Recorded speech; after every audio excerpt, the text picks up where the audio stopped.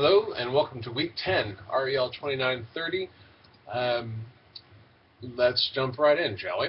So anyway, let me get my stuff in order here. Sorry. How's everyone? I hope everyone's doing well. Hope the um, semester's progressing along well. Let's just get into what we have. We have, for housekeeping, a couple things. Number one, how's the paper coming? Just a reminder, I'm going to keep bugging you about that because it's not due at the end of the semester. It's due in less than a month now. I do hope it's coming along. If you're stuck, if you need any help, reach out, connect with me, talk to me. Let me know what's going on so I can help. Other news, the bonus question. You recall for the midterm, I asked you what modern topics did you want to talk about in the last few weeks of class, and got a lot of good feedback on that. So I think I have a tentative schedule. This is not set in stone yet, but this is what I think I want to do based on your feedback and based on the stuff that I want to accomplish. So in week 12, which is in 2 weeks, I was planning on talking about Christianity in the modern age anyway. So what I think I'm going to do there, in order to accommodate the evolution question, in order to accommodate science, I'm going to put that in with that material, because science and modernity, I mean, that's really, the two walk hand in hand. So in order to cover the science questions, how does Christianity, relate to modern science? What are some of the tensions? What are some of what does that relationship look like? I think I'm going to spend some time in week 12 talking about that. Week 13 is basically unchanged, talking about Christian art and literature and how that plays itself out.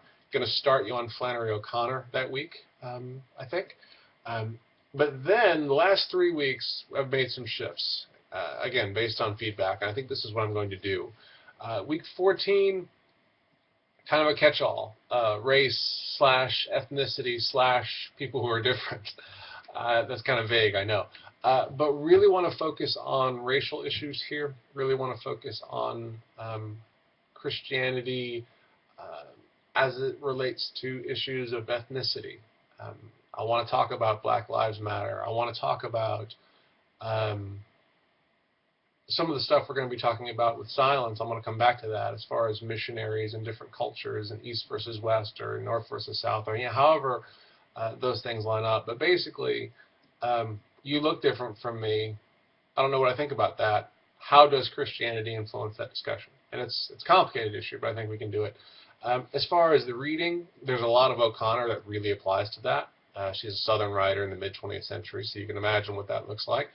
So I'm going to assign some of that, and maybe some other things too, just to give you a flavor for that. Maybe some MLK, some James Cone. I haven't decided yet, but I will give you ample warning in terms of that. So that's week 14. And then week 15, I think I'm going to take it all together, sexual ethics and gender questions, which is a little intimidating to even think about doing that in 1 week. But I think that's the best way to go about it. So sexual ethics, we can talk about marriage that way. We can talk about same-sex marriage that way, which is a question heavy on a lot of people's minds. And we can talk about gender issues. And we can talk about how all those things play themselves out in the context of Christianity, how Christianity influences these discussions, if it does. And if it does, is it part of the cure or part of the disease and some of the problems and some of the big questions that are being faced. So I know on that week, I'm going to have you read something by Matthew Vines, who's a prominent gay Christian author. I'm probably going to have you read some other things too. But again, I haven't fully decided yet. But I will give you ample. And yeah, this is not something, by the way, when I say I haven't decided yet, I'm not going to say, hey, go buy something. Anything I assign you is either going to be scanned in or it's going to be something that's accessible online. Something that you're going to have access to. So don't feel like, don't get nervous about that. I'm not going to be like, go to the store. I'm not going to do that. And then finally, week 16, politics. I've talked about politics a lot. Weeks 14 and 15 are directly relevant to politics. But I want to maybe take a step back and have a look at how Christians see themselves in a political age. And this is this is extremely America-centric. I don't like that necessarily. I will try to temper that a little bit. But the fact is, these topics, these are questions heavy on primarily Western Christian / American minds and non-Christian minds. Um, so I think that's just how it's going to look. But I'll do my best to bring in some other aspects too. But this is what I'm thinking in terms of an outline. So I hope this is something that sounds interesting. I hope it sounds intriguing to you. I hope it's relevant to what you're looking for in terms of this class. But again, I think this is what I'm thinking going forward. So if this strikes you as problematic in any way, let me know. Again, if I don't hear from you, the assumption I have is that sounds awesome. I can't wait to get into that stuff. So if that's not it, the burden is on you to let me know. Okay? But as far as today, or this week, we're talking about silence. We're switching gears here. There's no McGrath. We're talking about this book now. And I want you specifically for this week, I want you to read the translator's preface, the prologue, and chapters 1 through 5. And we'll read the remainder of the book for next week. So let's get into just setting you up for that. The purpose of this lecture, I don't intend to go very long today. I just want to set you up, give you some things to look for when you read this section of the book. It's a novel. It's a novel written by a Japanese Catholic writer named Shusaku Endo. It's a story of 17th century Portuguese missionaries and their struggle in Japan. And you're going, how on earth is that going to be relevant to me? Why read this? Well, there's a lot of different reasons. Number one, it's just a fabulous novel. It is widely regarded as one of the best novels of the 20th century. It's written in the mid-60s, written in Japanese in 1966, translated into English in 1969. So it's a little bit older, but it's widely regarded as one of the best novels of the 20th century. It is a novel that is highly relevant to a class studying Christianity. And because it gives us the chance to talk about a great many things in relation to that. And what I want to do today is just walk you through what some of those things are and give you some clues as far as what to look for when you read the novel. What does it allow us to talk about? Well, on a base level, it allows us to talk about the Jesuits a little more because the main characters of this novel are Jesuit priests, Portuguese Jesuits. If you want to need a refresher as far as who the Jesuits were, McGrath is very handy for that. And in particular, McGrath, page 149 and 150, talks about the age of expansion and how Portugal was out in front on that. They were one of the nations that was leading the world in sending people out to places that that had never been seen. And a lot of the people that went were missionaries. And the Jesuits were well suited for this, because if you remember, they were founded by Ignatius of Loyola, who was a very driven military guy and wanted to impute that sense of mission, that sense of duty, that sense of purpose into the military order, into the religious order that he founded, and he was able to do that. The Jesuits are a major source of vitality for the Catholics, and they always have been, even down to this day. Like I said, Pope Francis, the current Pope Francis, comes out of the Jesuit tradition. So it's a major strand of Catholic thought. It's a highly influential branch of the Catholic Church. So they're worth talking about just more in and of themselves. But the main characters of the novel are Jesuits. And they have this drive for expansion, this drive to evangelize the world. And as the novel and the translator's preference, the novel makes reference to Francis Xavier quite a lot. Because he was the first one to really bring Christianity to Japan, and that happened in 1549. He was in that region of the world. He was in India first, moved to Japan, set up shop in Japan, was looking to go into China, but died before he had a chance to do that. But the work that he founded, the work that he started, was continued by people who came after him. And as the novel relates, there was actually quite a lot of success in Japan in the early going. Christianity made major headway. And the missionaries were able to build seminaries and to build, and actually build churches. For a while, Xavier himself said that the Japanese people were basically tailor-made for the Christian religion. So there was a lot of success at the beginning, but then by the time this novel comes about, the tide had turned rather dramatically, as we will see. So we're going to talk about the Jesuits, which was fun. You also get a chance to think about the missionary impulse. What drives people to leave their home, go to the far side of the world, and preach Christianity and try to spread Christianity and convert people to Christianity? Because, of course, this is not merely an ancient phenomenon. This is going on to this very day, right? I mean, there are missionaries at this moment in all corners of the world. There are also missionaries from all corners of the world in America at this very moment. It's interesting. The Western world for a very long time was the sending agent in this transaction, if you will, sending missionaries to the far, to places like Japan and things like that. Nowadays, the tide is reversed, and in a lot of contexts, the Western world, America, Canada, Europe, is seen as the mission field, no longer the sending agent, the receiving agent. It's interesting how things can change, because the fact is, the vitality of the Christian faith is largely not happening on this continent. It is much. There seems to be much more going on in other places of the world. So it's just interesting. But despite all that, the missionary impulse remains, and there is, from the beginning of Christianity, and it's not necessarily just a Christian phenomenon, but especially in Christianity, there's been this impulse to go, leave, travel, go across the world where you don't know anyone, and be a missionary and represent Christianity and try to convert people to Christianity. Where does that come from? I mean, what would compel someone to do that? I asked you in the discussion question the previous week, could you join a radical separatist community? I'm not going to ask you this, but another question, which would be harder, to go join the Amish or to go to the far side of the world and become a missionary? It's not an intuitive choice. There's a counterintuitive element to it. Now, of course, I think when you talk about the theology of it and where it comes from, I think the most direct source is the Great Commission, which is found in the book of Matthew, chapter 28, verses 18 through 20, very famous verse. And Jesus came and said to them being the disciples, all authority in heaven and on earth has been given to me. Go therefore and make disciples of all nations, baptizing them in the name of the Father and of the Son and of the Holy Spirit, and teaching them to obey everything that I have commanded you. And remember, I am with you always to the end of the age. This is the missionary charter. I mean, this is the statement that has launched thousands and thousands and thousands of missionaries through the years. It seems like a pretty direct imperative. Go, do this. And people have done it. So there's that. There's also the point that where you have, especially centuries ago,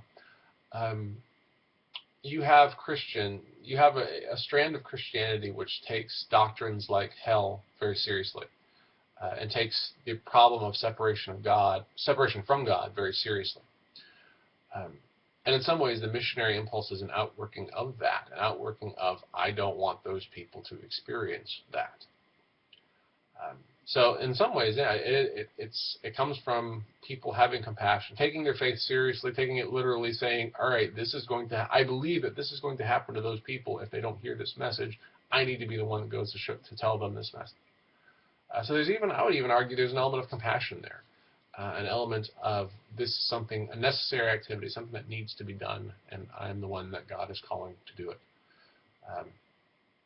There is an interesting theology to this impulse, to this go to the far side of the world, but there's also a heck of a lot more than theology at work here, and this novel makes that clear too. So when you're reading it and you're reading the words of these missionaries, because a big chunk of the novel that you're reading this week is in the form of letters from one of these priests, letters from one of these missionaries. So you'll be able to kind of get a sense of the motivation. You'll also be able to get a sense of the other factors, because there's more than just theology. It's more than just, I mentioned compassion. That's certainly not the only emotion in play. There are also less savory forces at work as well. You have the whole notion of territorial expansion. Missionaries were a larger part of this rubric of trade routes, military power, expansion, explorers. Missionaries were just one more element of that larger phenomenon. And a lot of times that missionary impulse was kind of absorbed, kind of entrapped, if you will, by these larger territorial, nationalistic impulses. Missionaries were representing their faith, they were representing their religion, but they were also representing their nation, they were also representing their continent sometimes, the entire Western world. It wasn't just we're on a mission from God, it's we are, in this case, Portuguese, or we are English, or wherever the missionary is coming from, they are going from the West, in this case, from the West to the East. And there's definitely powers of colonialism at work. If you've heard about colonialism, if you haven't, you will. But it's essentially this impulse on the part of the missionary going, you can take the missionary at their best. You can give them the maximum benefit of the doubt and say it's compassion. It's based on a serious reading of Scripture. But it's also possible to look at these figures and go, you know what? There's also there's quite a lot of hubris.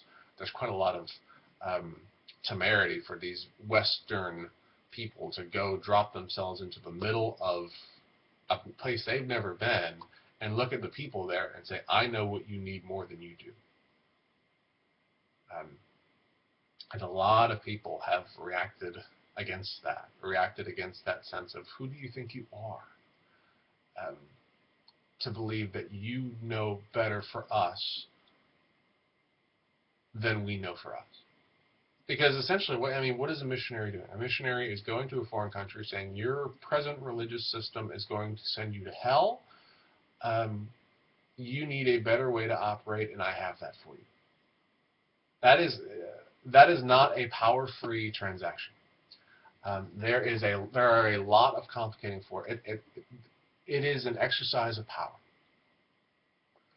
So as a result, the whole idea of missionaries and this missionary impulse gets very, very complicated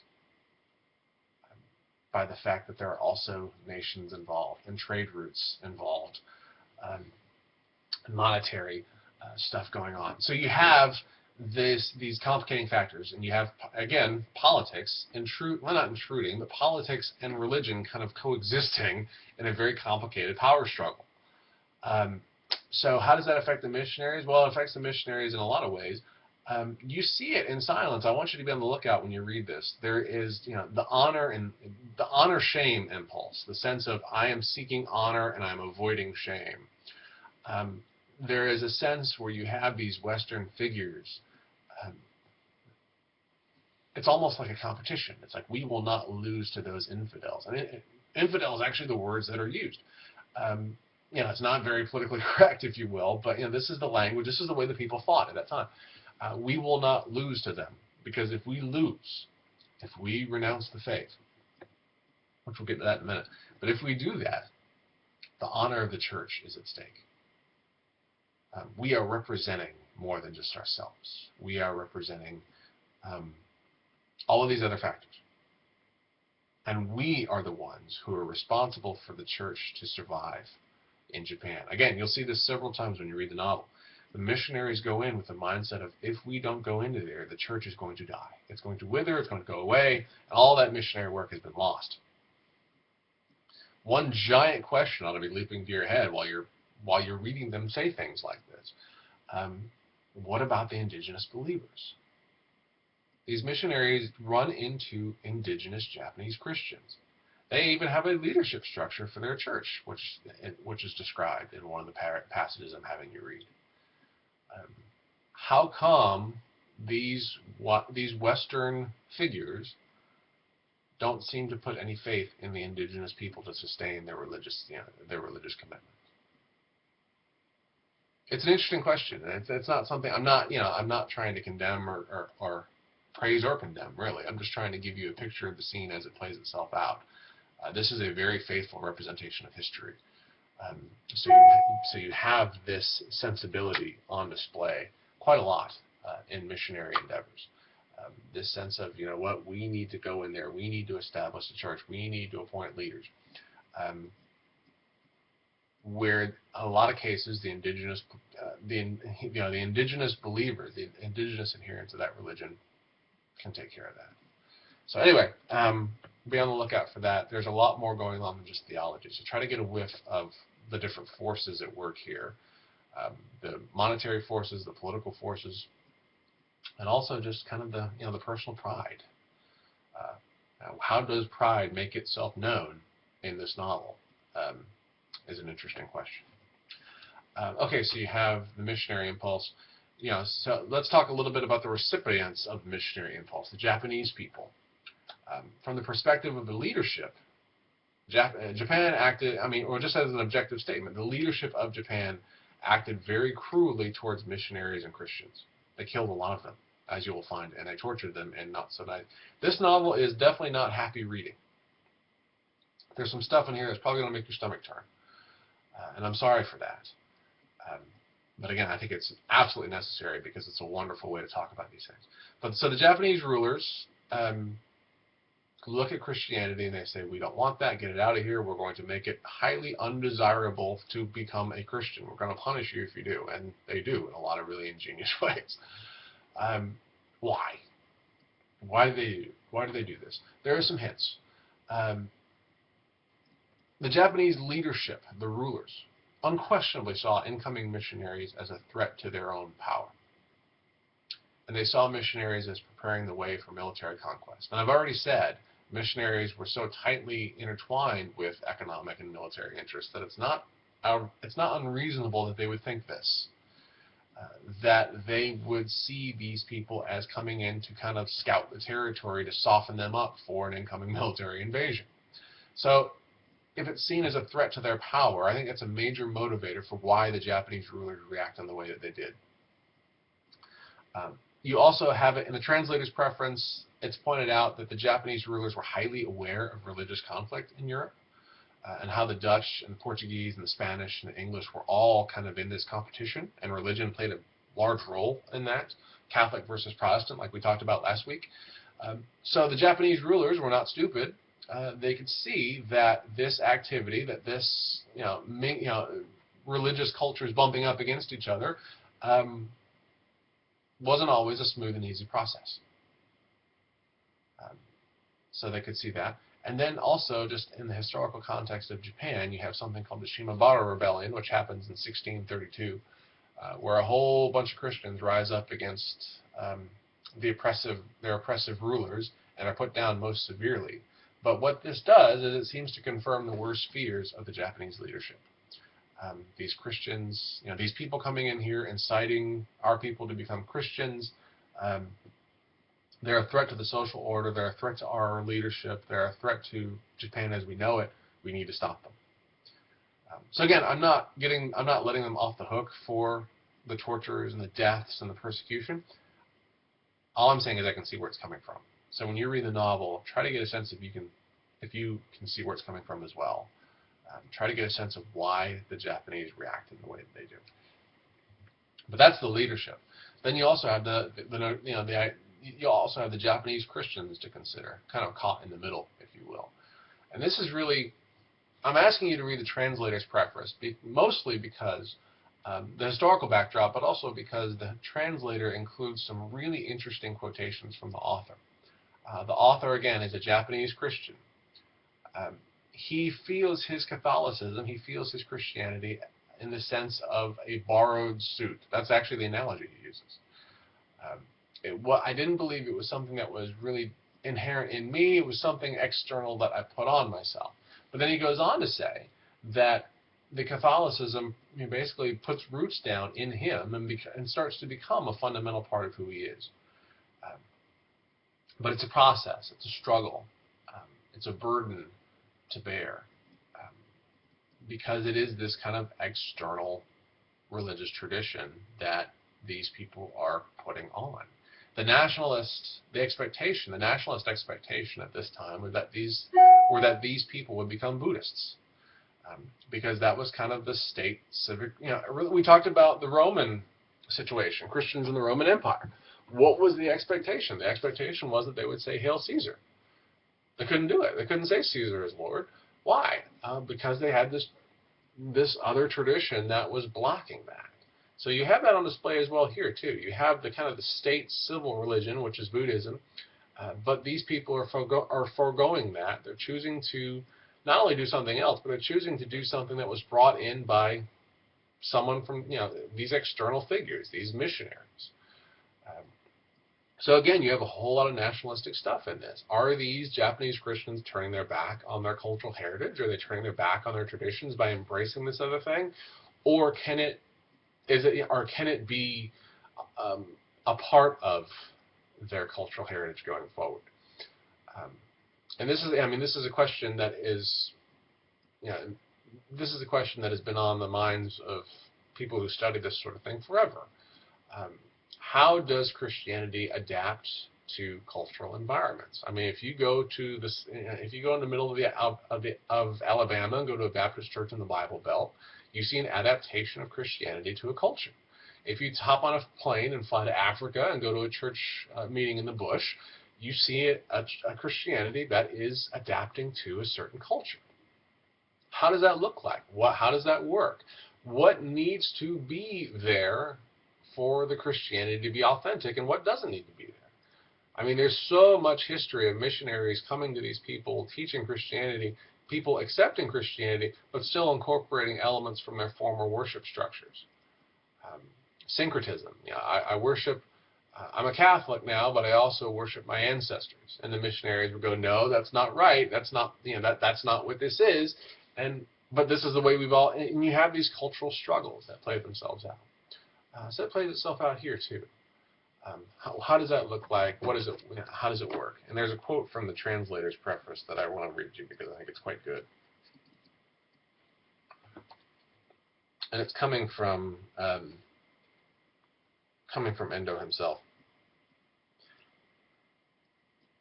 He says this problem of the reconciliation of my Catholicism with my Japanese blood has taught me one thing. That is, that the Japanese must absorb Christianity without the support of a Christian tradition or history or legacy or sensibility. Even this attempt is the occasion of much resistance and anguish and pain. Still, it is impossible to counter by closing one's eyes to the difficulties. No doubt, this is a peculiar cross that God has given to the Japanese. And then the translator goes on to say, in short, the tree of Hellenized Christianity, in other words, Greco-Roman Western Christianity, cannot simply be pulled out of Europe and planted in the swamp of a Japan that has a completely different cultural tradition.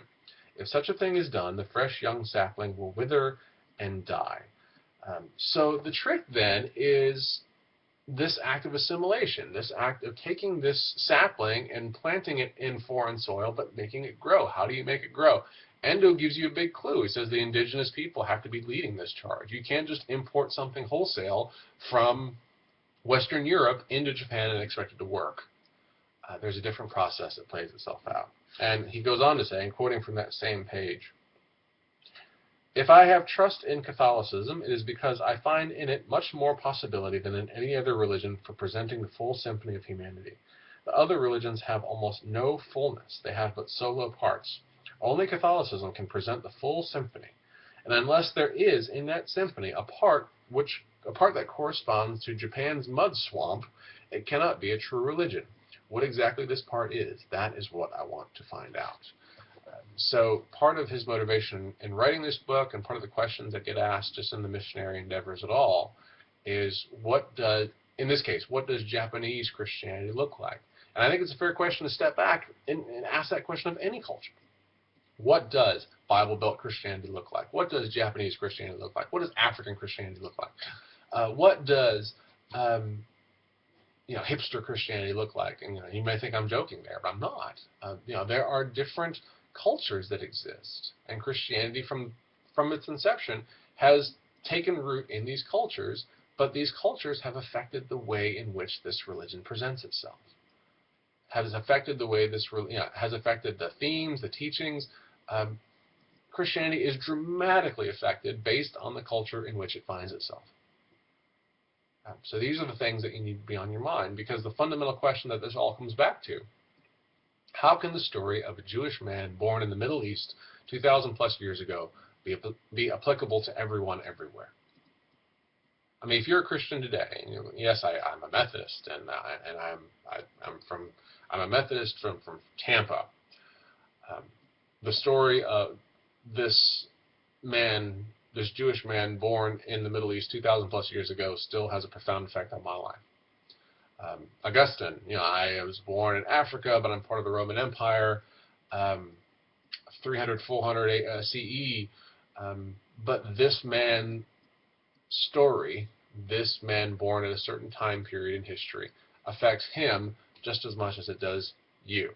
So it's a really interesting question, and it's a question fundamentally that's posed a lot of challenges and a lot of difficulties. because you've all heard the argument on some level. People are Christians because they grow up in Christian environments. You're a Christian, that's great. If you were born in India, you probably would have been a Hindu. Or if you were in the Middle East, born in the Middle East, you probably would have been Muslim. What is the relationship between these religious expressions and the culture in which they're found? It's a fascinating question. It's a very deep question, much deeper than we have time to give to deal with. But I want that on your mind while you're reading this, because I think it's one of the fundamental tensions. Is this, in this case, this East versus West, and how does Christianity play itself out in this tension, in this conflict? And then the final thing I want you to look at is just the idea of suffering and dealing with suffering and how that plays itself out in Christianity. Suffering is a pretty major part of the biblical narrative. Obviously, Jesus' passion, his crucifixion, guarantees that there is going to be a place for suffering in the Christian religion, but oftentimes it gets downplayed. You might have heard of something called the health and wealth gospel. People like Joel Osteen have often been accused of whitewashing the negative, the difficult parts of Christianity, and presenting a version of this religion that downplays suffering and really emphasizes gain, emphasizes victory. That's a word you'll hear a lot in health and wealth circles. The idea of, you will claim victory. What does that look like? Well, in some of the more egregious cases, like the Creflo Dollars of the world, that looks like monetary gain. If you don't know who Creflo Dollar is, go look him up. He's a megachurch pastor in Georgia, I think. But part of his doctrine, part of his Christianity is, if you are living in faith, if you are walking with Christ, if you are doing the things you should be doing, you are going to experience monetary success. You're not, and the flip side of that is, if you're suffering, then you must be doing something wrong. This is not a new conundrum. I mean, this book mentions the book of Job quite a bit, for good reason, because this conundrum is kind of the centerpiece of the book of Job, if you've ever read Job. It's an Old Testament book.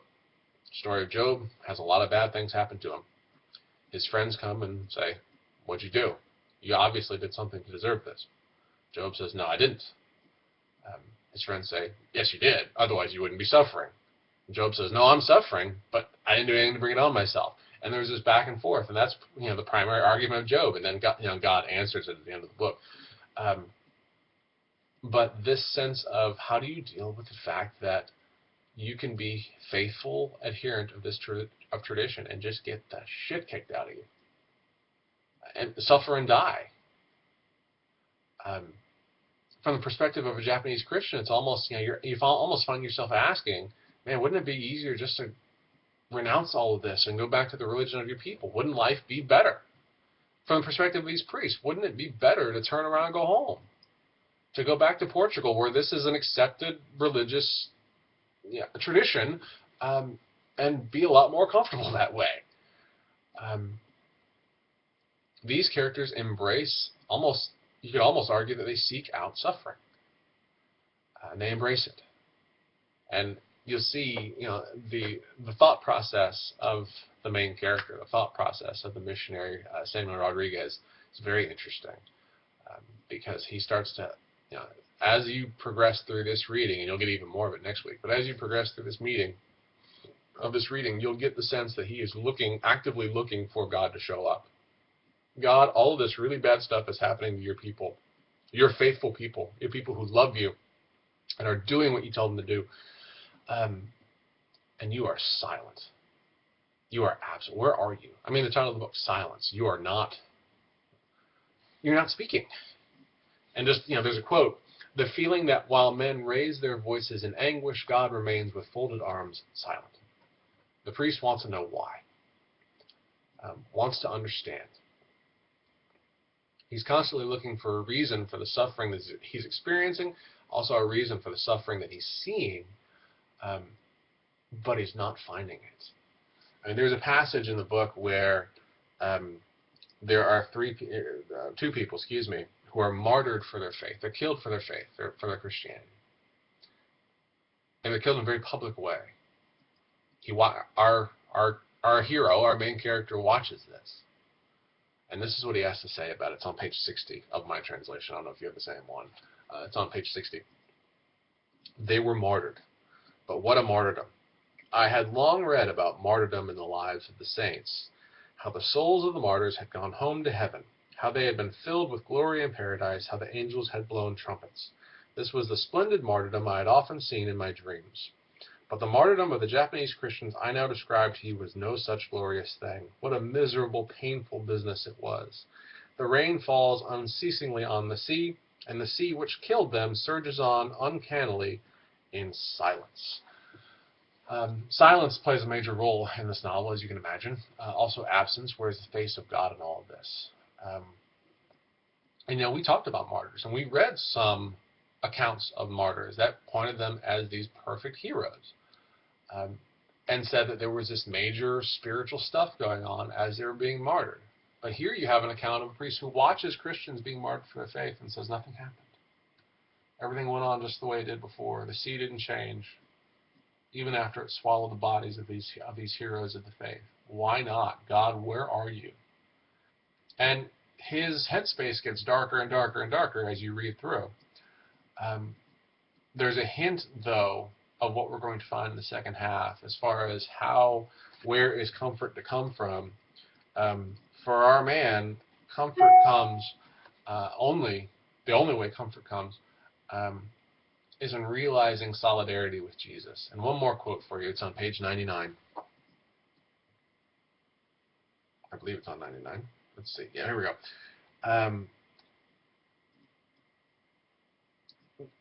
While the priest is suffering, he has this thought come to